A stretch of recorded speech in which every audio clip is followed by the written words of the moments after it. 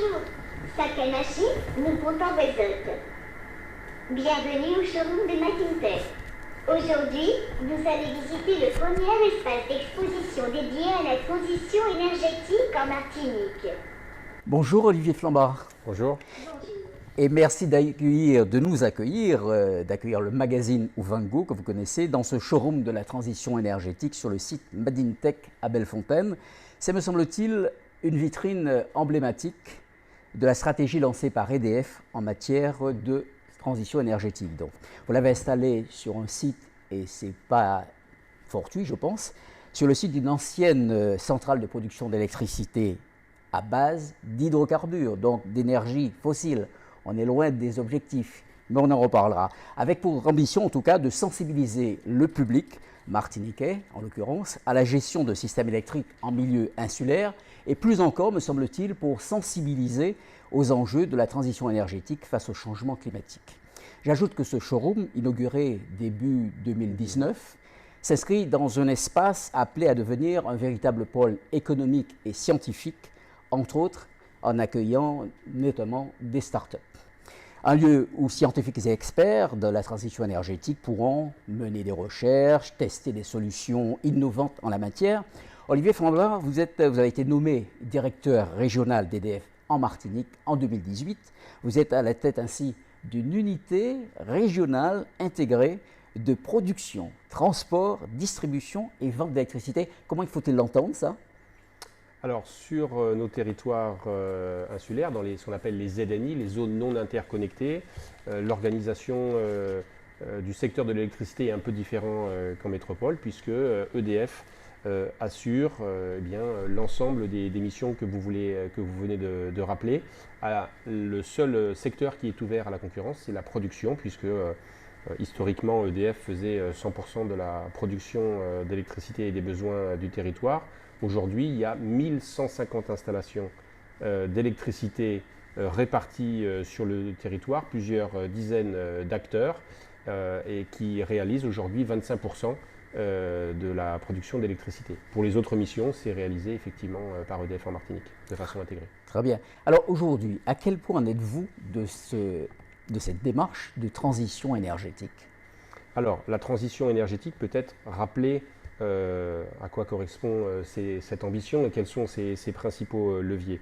L'objectif premier, c'est de lutter contre le réchauffement climatique, c'est donc de réduire, voire de complètement arrêter les émissions de carbone qui sont responsables de ce réchauffement. Et donc, il faut s'attaquer à tout ce qui est consommateur de carbone. Et si on prend le cas particulier de la Martinique qui nous intéresse, eh bien, on a deux principaux consommateurs de pétrole, d'hydrocarbures. C'est le secteur de la production d'électricité.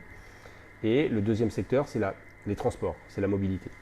Alors, sur le secteur de la production d'électricité, en l'espace de 3-4 ans, on a réduit de 70 000 tonnes la consommation et l'importation de pétrole. On évite l'arrivée de 7 pétroliers chaque année désormais. Pourquoi ? Parce qu'on est passé de quelques pourcents d'énergie renouvelable dans le mix à 25%.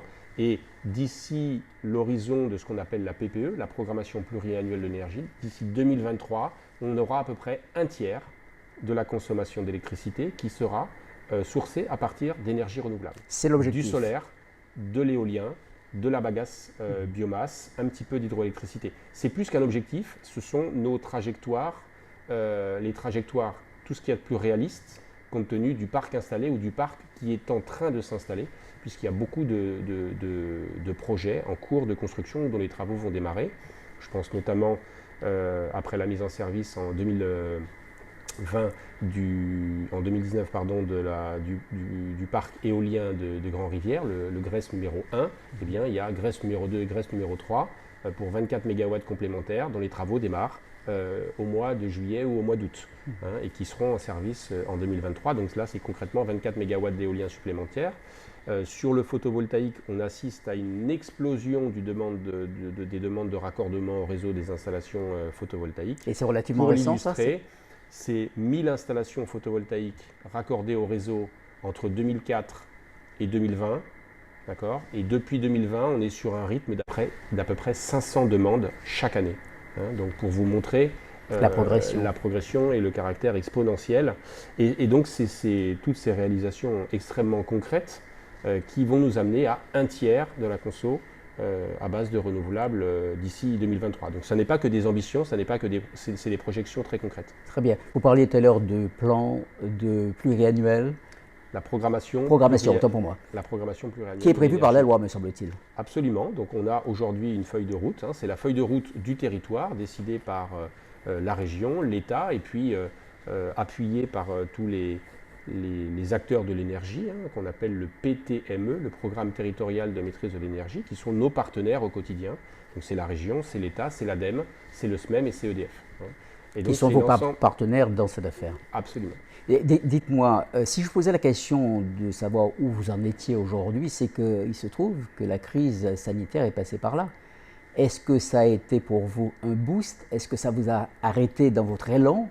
Est-ce que ça a eu un impact, pour tout dire? Non, il y a eu évidemment un impact très momentané, notamment lors du premier confinement qui s'est ressenti sur la consommation d'électricité. Mais tout ce dont on est en train de parler, on est sur des temps longs, on est sur du pluriannuel, donc ça n'a pas retardé de façon significative tous les programmes dont je parle. Donc, comme je vous le disais, sur la part du développement des énergies renouvelables, une croissance très rapide au cours des dernières années et qui va continuer à être soutenue avec l'éolien et le solaire. Et puis, l'autre gros consommateur de carbone, pour revenir à votre première question, c'est la mobilité, c'est le transport. Et ce qui est important de noter, c'est que jusqu'en 2019, on importait plus de pétrole pour produire de l'électricité que pour se déplacer. Depuis 2019, grâce à tous les efforts qui ont été faits collectivement pour développer les énergies renouvelables, eh bien, c'est maintenant pour la mobilité, pour les transports, qu'on importe plus de pétrole que pour la production d'électricité. Et c'est la raison pour laquelle on doit collectivement accélérer le développement de la mobilité électrique ou de la mobilité hydrogène pour les véhicules lourds. Alors, on va poursuivre là-dessus, mais néanmoins, Guadeloupe, Guyane, Mayotte et la Réunion dans l'océan Indien, vous avez les mêmes problématiques par rapport à cette ambition de transition énergétique? Absolument. Tous les territoires qui sont non raccordés à un continent, ce qu'on appelle donc les ZNI, les zones non interconnectées, tous les territoires que vous avez cités, ont la même ambition fixée par la loi d'être neutres en émissions carbone à l'horizon 2030. Lorsque sur le continent, on a cette ambition pour 2050. Donc c'est extrêmement intéressant pour nous d'être les précurseurs et donc de développer les systèmes électriques et d'être confrontés 20 ans en avance à des problématiques qui seront des problématiques auxquelles auront à faire face tous les grands systèmes électriques interconnectés. Ça veut dire qu'un site comme celui dans lequel nous sommes aujourd'hui, il est assez pilote. Il n'y a pas d'exemple autre dans l'Hexagone, même dans les autres outre-mer, identiques. Alors ici, effectivement, comme vous l'avez dit, le choix n'est pas anodin d'avoir souhaité développer ce pôle de la transition énergétique d'un point de vue symbolique sur le site d'une ancienne centrale thermique pour bien montrer qu'une page s'est tournée et qu'on évolue sur les différents leviers de la transition énergétique. On a parlé du développement des énergies renouvelables, on a parlé de la mobilité, mais il y a également tout le volet de l'efficacité énergétique, toute l'énergie qui n'est pas consommée est évidemment un des premiers leviers sur lesquels on doit travailler. Donc voilà les 3 leviers de la transition énergétique. Et c'est un petit peu tout ce qu'on développe ici sur ce pôle qui est à la fois, donc ce showroom c'est clairement une vitrine, comme vous l'avez dit, un espace pédagogique de sensibilisation pour bien montrer à tous les visiteurs quels sont les enjeux aujourd'hui d'un système électrique non interconnecté, quelles sont les problématiques qui émergent, comment on passe d'un système extrêmement pilotable et concentré avec 2-3 grosses centrales à un système, comme je l'ai dit, extrêmement diffus, avec plus de 1000 installations différentes réparties sur le territoire, avec un caractère aléatoire et intermittent, avec des caractéristiques techniques également qui évoluent. Et donc, dans ce nouvel environnement, EDF, le gestionnaire de système électrique, doit s'adapter, adapter ses outils de conduite, adapter ses infrastructures pour faire face et avoir un système électrique toujours aussi sûr et robuste. Ça aussi, c'est ce qu'on explique, l'arrivée des stockages qui sont expérimentés ici, et notamment des stockages alternatifs par rapport à la solution lithium-ion. Notamment des batteries qui utilisent l'énergie, enfin la mer. Absolument, on expérimente ici des batteries, on va dire, beaucoup plus vertueuses dans leur cycle de vie, notamment pour la partie finale de recyclage. C'est des batteries à l'eau salée, c'est des batteries au zinc et à l'air. On aura bientôt sur le territoire également une autre forme de stockage de l'électricité sous forme hydraulique, avec ce qu'on appelle des stations de transfert d'énergie par pompage. En gros, c'est 2 barrages. On turbine du barrage supérieur vers le barrage inférieur à la pointe lorsqu'on a besoin d'électricité. Et quand on a moins besoin d'électricité, on repompe l'énergie du bassin inférieur au bassin supérieur. Et donc, l'électricité est stockée sous forme d'énergie potentielle, sous forme d'eau. Donc ça aussi, c'est des technologies qui vont bientôt être disponibles en Martinique. Et ça veut dire que nous avons des sites capables d'accueillir ce type de technologie? Absolument, il y a un projet en cours de développement à Saint-Pierre. À Saint-Pierre, c'est la question que j'allais vous poser, effectivement. Là, c'est plutôt morneux, si j'ose dire. Voilà, donc ici, sur le showroom, on explique un petit peu le système électrique d'aujourd'hui et le système électrique de demain avec ses nouvelles composantes. On explique toutes les problématiques de l'efficacité énergétique, donc avec comme je vous le montrais tout à l'heure, des choses extrêmement ludiques, notamment pour les plus jeunes, pour vraiment mesurer, toucher du doigt l'impact d'un comportement vertueux en réglant sa clim à une température de consigne plus élevée ou en éteignant les appareils en éteignant les lumières, en ne laissant pas les appareils en veille, etc. Les jeunes peuvent voir de façon très concrète l'impact de leurs gestes. Sur ce point, depuis que ça existe, est-ce que vous avez pu mesurer un peu, évaluer l'impact que ça pouvait avoir? C'est-à-dire, est-ce que vous sentez dans les relations que vous avez avec les uns et les autres que manifestement cette sensibilisation est là et que les gens commencent et prennent bien conscience, y compris sur l'utilisation de l'électricité par les foyers martiniquais? Alors, on a plusieurs outils. Le showroom est un outil, mais il y en a d'autres, et notamment un partenariat pour porter cette bonne parole dans toutes les écoles de Martinique, pour former, sensibiliser nos citoyens dès leur plus jeune âge.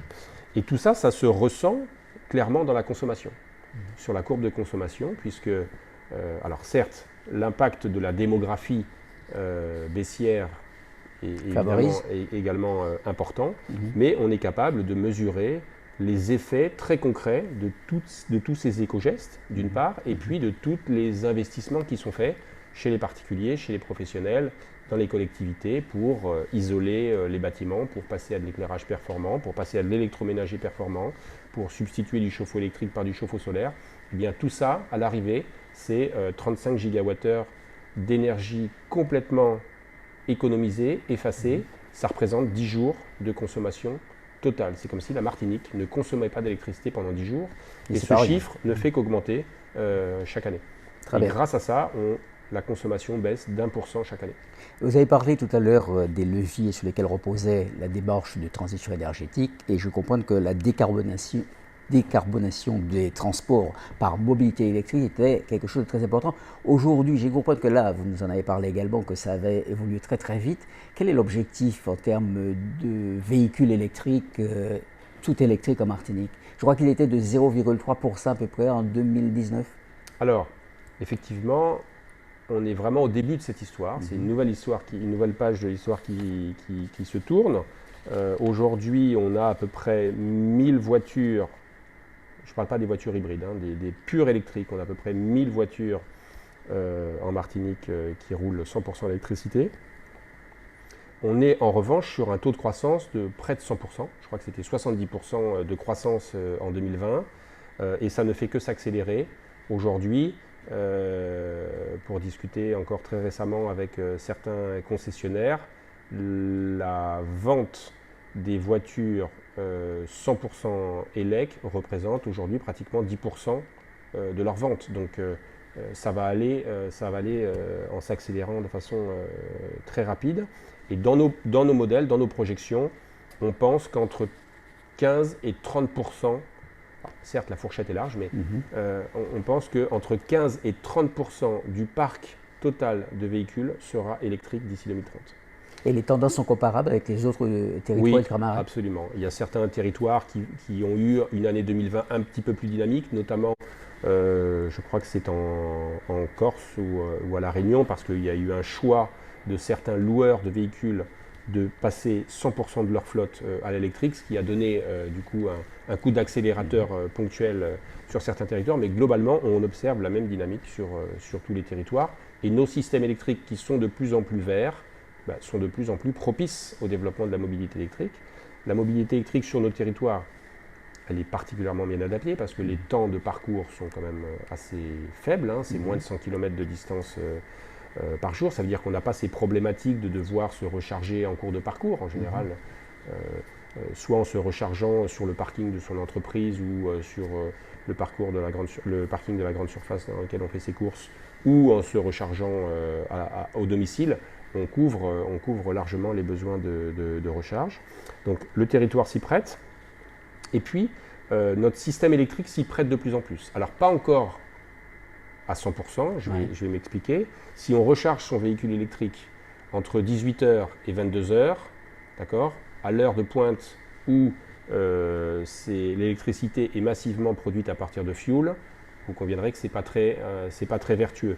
En revanche, si on recharge son véhicule en dehors des heures de pointe, et notamment en journée, là où on a la production photovoltaïque qui est majoritaire, eh bien là, ça devient beaucoup plus vertueux. Donc nous, ce qu'on recommande fortement, c'est d'utiliser des bornes de recharge pilotables. C'est de surtout pas se brancher sur la prise de son garage, mais de faire un petit investissement complémentaire pour avoir une borne intelligente, une borne pilotable qui est reliée à notre système électrique et qui permet d'ajuster la puissance de recharge au contexte de production d'électricité.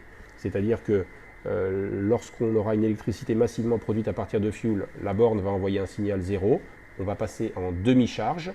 Inversement, lorsqu'on aura massivement des énergies renouvelables, eh bien, la borne enverra un signal 1 et la borne rechargera à pleine puissance, c'est-à-dire à 7 kg pour les particuliers et à 22 kg pour le collectif et les voiries. Ce sont des bornes de recharge intelligentes, comme on dit aujourd'hui. Absolument, qui ont un label, c'est le label Advenir ZNI, qui permet d'obtenir un cofinancement de ces bornes. Et nous militons, parce qu'il y a encore un trou dans la raquette, aujourd'hui ces bornes intelligentes sont disponibles pour les résidences collectives, les entreprises, les collectivités, mais n'est pas encore disponible pour les particuliers. Alors je dirais que jusqu'à maintenant, ce n'était pas forcément encore trop gênant puisque c'est essentiellement les entreprises qui, en électrifiant leur flotte, ont beaucoup dynamisé la mobilité électrique. Mais maintenant que les particuliers viennent de plus en plus à la mobilité, il est important que le pilotage de la recharge se fasse également au niveau du résidentiel individuel. Et donc EDF milite beaucoup auprès des autorités publiques pour étendre le pilotage à tous les usagers. Et comment vous percevez un peu l'arrivée de certains opérateurs qui travaillent justement avec l'énergie solaire, les photovoltaïques et qui proposent justement de pouvoir se brancher en quelque sorte lorsqu'ils ont une voiture électrique? Alors, la filière est en train de se structurer, depuis les concessionnaires évidemment qui doivent s'adapter, jusqu'aux entreprises spécialisées qui viennent équiper les usagers avec ces bornes pilotables. Il y a des acteurs bien connus sur la place. Green Technology en est un et un des leaders en Martinique. Et il est, si je le cite, c'est parce que lui, il est vraiment convaincu et il nous accompagne vraiment dans cette démarche de pilotage de la recharge. Vous devez le citer, mais vous n'avez pas cité le nom. Me semble-t-il. C'est Easy Drive, c'est ça? C'est Green Technology. Green Technology, d'accord. Et qui a un parallèle aussi d'ailleurs à La Réunion. Il y a quelqu'un qui travaille dans le même sens. Et c'est assez intéressant de voir comment là-dessus, des entreprises ont pris le pari. Ça veut dire que vous êtes bien en contact avec eux? Comment ça fonctionne? Comment vous harmonisez entre guillemets avec eux? On travaille de façon de plus en plus étroite. Et ce qui est important à signaler, c'est que il y a une association au niveau national qui permet justement de coordonner un peu de développer de la synergie entre tous les acteurs de la mobilité. Ça s'appelle l'AVER, l'AVER France, et des AVER sont en train de se développer dans les régions, et donc on est heureux de pouvoir contribuer avec nos acteurs, avec nos autres partenaires du PTME à installer un AVER Martinique qui devrait prendre forme et devenir réalité au deuxième semestre 2021, et ensuite ce sera vraiment le rôle de cet AVER comme je le disais, de coordonner toutes les actions, de donner un maximum d'informations à tous les acteurs pour développer la mobilité électrique en Martinique de façon la plus cohérente possible. Ce sont des structures que vous pourriez accueillir, sur des structures que vous pourriez accueillir sur un site comme Madintech ici. Alors le choix qui a été fait pour l'AVER Martinique, c'est plutôt de s'appuyer sur une autre association extrêmement active dans le domaine de la mobilité durable, c'est Ecomobile. Donc l'AVER sera hébergé, si je peux dire comme ça, au sein de cette association dynamique et vertueuse. Voilà. Et donc ça sera le rôle de cet AVER,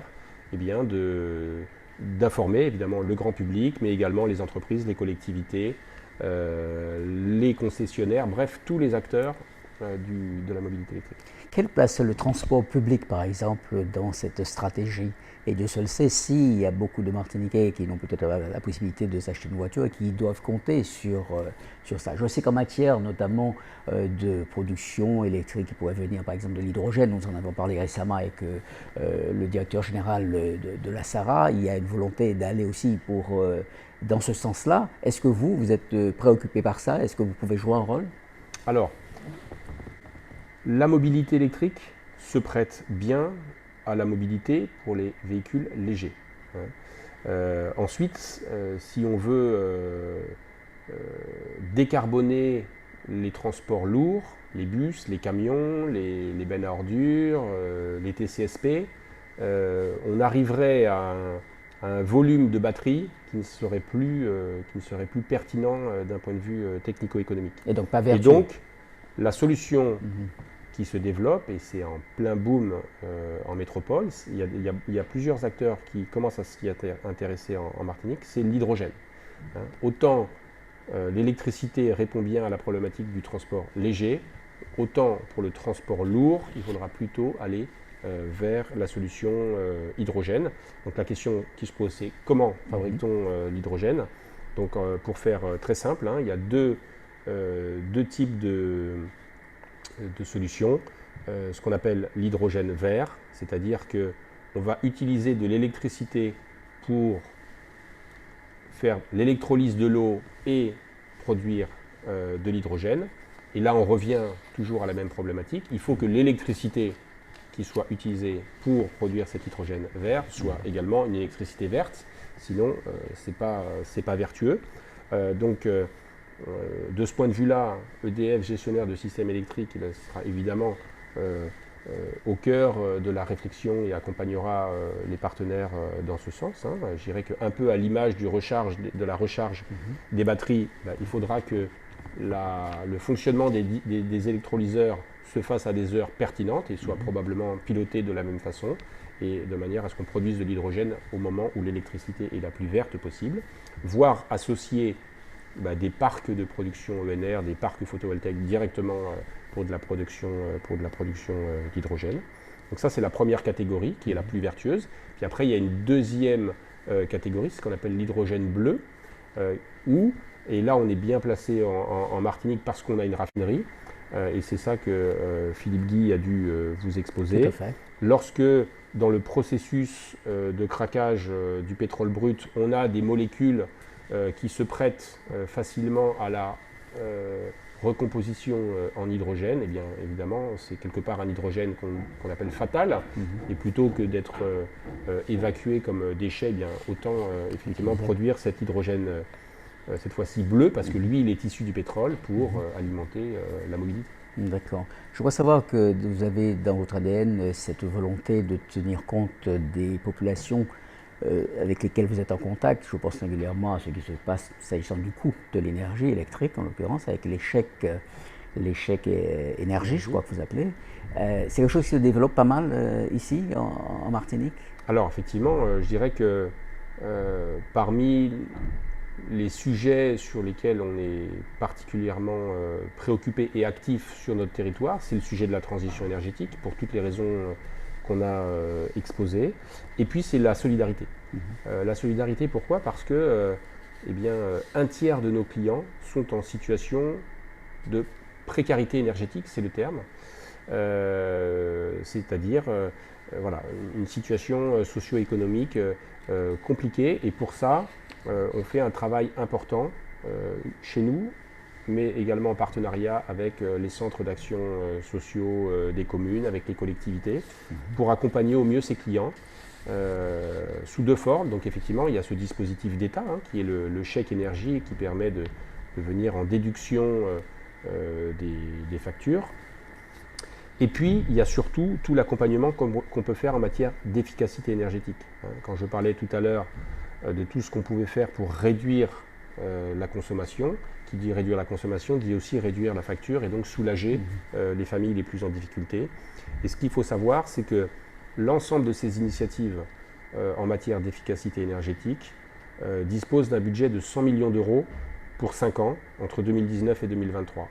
Et que sur ces 100 millions, il y en a un tiers qui est réservé justement à ces clients les plus précaires, et bien pour pouvoir isoler leur maison, pour pouvoir passer à de l'électroménager plus performant, pour pouvoir mettre un chauffe-eau solaire à la place d'un chauffe-eau électrique. Bref, tout ce qui peut contribuer à réduire leur facture, donc à soulager leur budget.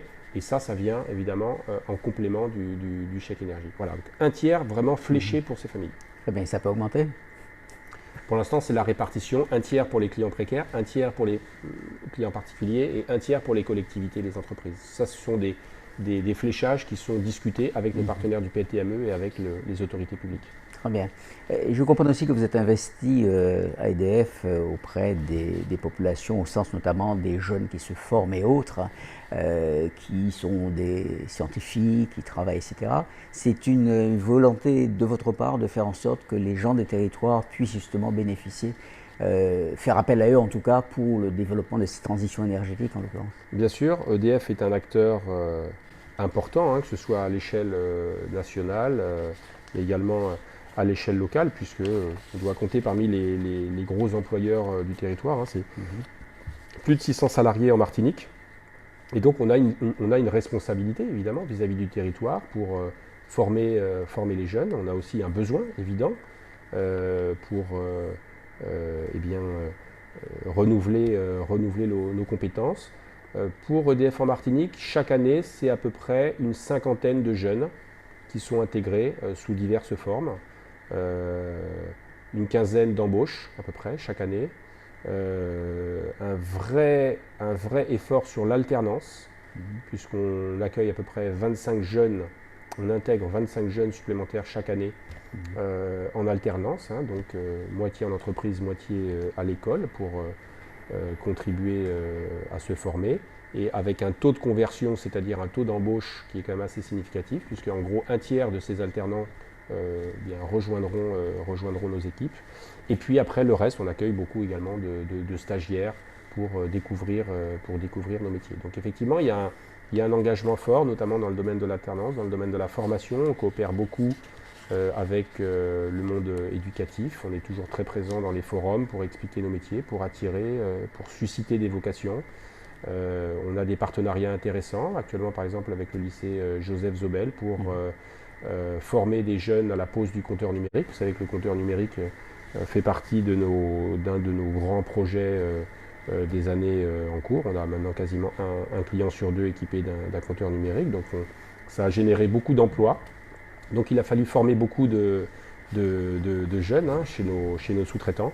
Et donc on a, par exemple, c'est une illustration, monté ce partenariat innovant avec Joseph Zobel. Compteurs numériques qui sont moins décriés ici que dans l'Hexagone, par exemple? Oui, il y a eu une polémique il y a quelques jours. Ici, effectivement, on n'a pas ce souci. Je pense que tous les acteurs, toutes les parties prenantes ont bien compris que ce compteur était un levier parmi d'autres, un levier supplémentaire de la transition énergétique qui permet vraiment de mieux piloter, de mieux contrôler sa consommation.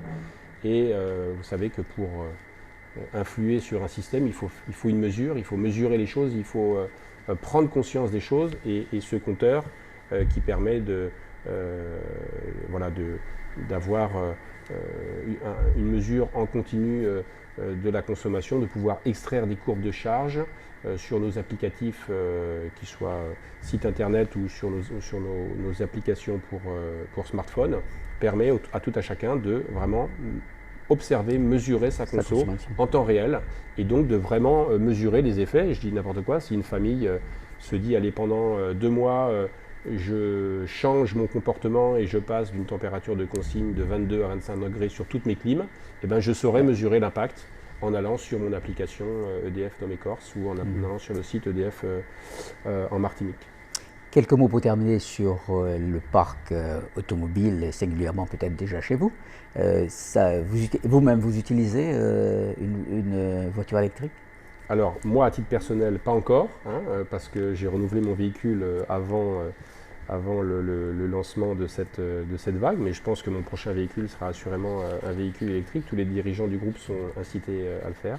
Par contre, à EDF en Martinique, on a un programme très volontariste, puisque en 2030, 70% de nos véhicules seront électriques. Et au sein du groupe EDF, c'est même 100%. Alors pourquoi cette différence? C'est parce que dans la mesure où on est en zone cyclonique et qu'on peut avoir des aléas majeurs, il faut pouvoir continuer à circuler pour pouvoir remettre le réseau en état en cas de besoin. Et à l'heure où on parle, ou du moins à la fin de l'année 2021, on aura à peu près 20 véhicules électriques et une trentaine de bornes de recharge intelligente réparties sur l'ensemble de nos sites. Et comment ceux qui l'utilisent aujourd'hui dans vos effectifs, ils réagissent par rapport à cette opportunité? Je pense que tout le monde, déjà quand on a essayé, quand on a testé la mobilité électrique, je pense qu'on y adhère instantanément. Plus de bruit, beaucoup de confort de conduite. Donc je pense que tous les utilisateurs des véhicules électriques sont convaincus. Et puis, vous avez parlé d'ADN tout à l'heure. Je pense que dans les ADN d'EDF, il y en a 3 qui sont particulièrement marqués. C'est le service public, bien sûr, c'est la solidarité, on en a parlé, et puis c'est cette fibre environnementale et cette volonté de... ils ont bien pris conscience que l'électricité est un vecteur pour décarboner les usages. On va avoir une électricité de moins en moins carbonée, l'électricité permet de décarboner des usages, donc ils ont bien compris qu'ils étaient vraiment acteurs au quotidien de la transition énergétique, donc c'est effectivement très bien compris. Et on pourrait ajouter également de moins en moins cher? Alors l'électricité, non, le prix de l'électricité augmente, c'est une réalité. Vous savez que les tarifs sont fixés par le ministère en charge de l'énergie après avis de la commission de régulation de l'énergie. Donc ici en Martinique, quel que soit le segment client, nous avons des tarifs réglementés de vente qui subissent des augmentations décidées par les pouvoirs publics, pas par EDF. Mais pourquoi les prix augmentent? Parce que la réalité, c'est que la transition énergétique coûte cher. La transition énergétique, c'est une obligation, c'est une nécessité. Le GIEC a encore publié un rapport assez alarmant hier, vous l'avez vu, qui appelle l'ensemble des acteurs à se mobiliser pour ne pas dépasser 1,5 degré de réchauffement. Donc, je dirais que la transition énergétique, c'est une nécessité pour laisser à nos enfants et à nos petits-enfants et aux générations futures un monde tel qu'on a pu le connaître. Donc, je dirais qu'il n'y a pas vraiment d'état d'âme à avoir et de questions à se poser sur le bien fondé de la transition énergétique. Par contre, la réalité, c'est qu'elle coûte cher, parce que les énergies renouvelables coûtent globalement plus cher à produire, parce qu'il faut donc développer les réseaux pour raccorder ces énergies renouvelables, donc faire des investissements conséquents. En Martinique, je parlais tout à l'heure du développement de nouveaux parcs éoliens dans le nord Atlantique. Eh bien, le nord Atlantique, si les éoliennes s'implantent là-bas, c'est qu'il n'y a pas beaucoup de consommateurs. Donc s'il n'y a pas beaucoup de consommateurs, il n'y a pas beaucoup de réseaux électriques. Et donc il va falloir qu'on en construise pour rapatrier toute cette électricité sur la zone foyalaise, sur le centre économique de la Martinique. Donc voilà, la transition énergétique coûte cher parce que les énergies renouvelables, même si globalement avec les courbes d'apprentissage le prix baisse chaque année, sont encore plus chers que les moyens conventionnels et parce qu'il faut développer les réseaux.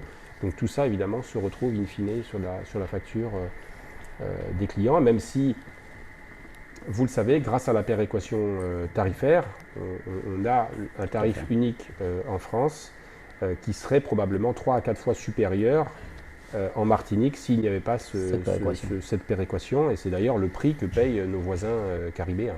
Pour terminer, quelle est votre vision d'une Martinique, justement, où la transition énergétique serait aboutie? En vous posant cette question, dans ce showroom, on voit une image d'une Martinique de demain, avec des choses complètement extraordinaires en matière d'utilisation de l'électricité, justement, dans ce monde-là. Alors, je dirais que ma vision, c'est qu'à la fois, il faut avoir toujours le souci de la sobriété énergétique. Et encore une fois, l'efficacité énergétique, les économies d'énergie resteront le premier levier et devront continuer à rester le premier levier de cette transition énergétique. Ce n'est pas parce qu'on a des moyens, que la technologie évolue, qu'on a de plus en plus d'énergie renouvelable qu'il ne faut pas rester concentré sur la sobriété. Donc je vois une Martinique sobre en électricité, une Martinique qui aura de moins en moins recours au pétrole, aussi bien pour la production d'électricité que pour la mobilité, soit avec l'électricité verte, soit avec l'hydrogène, comme on l'a dit. Et évidemment des usages qu'on commence à percevoir et puis qu'on ne perçoit pas encore. Voilà, donc une transition énergétique qui est non seulement au service de la qualité de vie au quotidien des Martiniquais, mais qui est aussi un vrai levier économique dans ces temps un peu compliqués. La transition énergétique, le domaine de l'énergie reste un secteur énormément porteur. En termes d'emploi notamment. En termes d'emploi, en termes d'injection d'euros dans l'économie martiniquaise. Rien que pour les besoins d'EDF en Martinique, pour les 5 ans qui viennent, c'est 80 millions d'euros d'investissement dans les réseaux pour le raccordement des énergies renouvelables, mais également pour améliorer la résilience et la qualité de nos réseaux. Voilà, et donc ça veut dire 80 millions d'euros directement injectés. Là, je ne parle que de chiffre d'affaires pour les entreprises, je ne parle pas de la partie équipement qui est importée, mais vraiment 80 millions d'euros directement injectés dans l'économie martiniquaise dans les 5 ans. Je pense que c'est un chiffre qui est tout à fait significatif par rapport aux autres chiffres qui sont communiqués dans le plan de relance. Et ça fait rêver lorsqu'on voit notamment les images que vous nous proposez ici dans ce showroom ici à Bellefontaine. Merci Olivier Flanvard. Je rappelle que vous êtes le directeur régional d'EDF en Martinique. Merci en tout cas d'avoir répondu aux questions de Van Gogh. Merci. Merci à vous.